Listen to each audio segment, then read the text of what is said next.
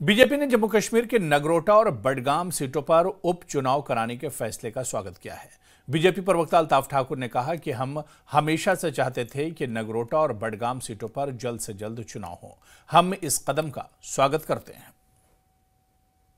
आने वाले हैं और वही अगर हम ईसीआई की माने तो अभी एक टीम है जो यहाँ पर भी आएगी जम्मू कश्मीर, क्योंकि आपको याद दिलाते चले कि दो ऐसी सीट्स है जम्मू कश्मीर पे जिस पे अभी बाई इलेक्शंस होने वाले थे, पेंडिंग थे, जिसमें से एक नगरोटा की सीट है और वही अगर हम बात कर लें कश्मीर में तो बडगाम की सीट है जो सीएम उमर अब्दुल्ला के पास थी, उन्होंने वो छोड़ दी है। इस वक्त हमारे भाजपा के senior leader spokes person Altaf Thakur जुड़े हैं, मजीद बात करते हैं। ठाकुर साहब, किस तरह से देख रहे हैं, क्योंकि अब तो लगभग 11 महीने हो गए, रूल के हिसाब से देखो तो 6 महीने के अंदर अंदर ही इन दो सीट्स पे भी इलेक्शन होना चाहिए था। आपकी तैयारी कैसी है इन दो सीट्स? देखिए, भारतीय जनता पार्टी चाहती ही थी कि जो नगरोटा और बडगाम की सीट है वहां जल्द से जल्द इलेक्शन हो जाए।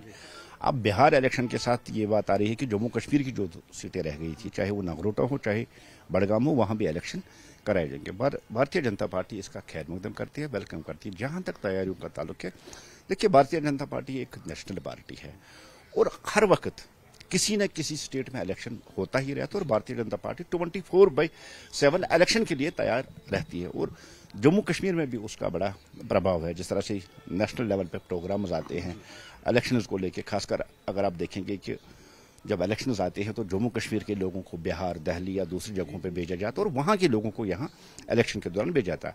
एक जो भारतीय जनता पार्टी की आइडियोलॉजी के हमेशा जो पार्टी के लीडर्स है, वर्कर्स है, उनको काम में बिजी रखे और Bharatiya Janata party grass root level पे और ज्यादा मजबूत हो, उसके लिए हमेशा वो तैयार रहती है और काम करती है।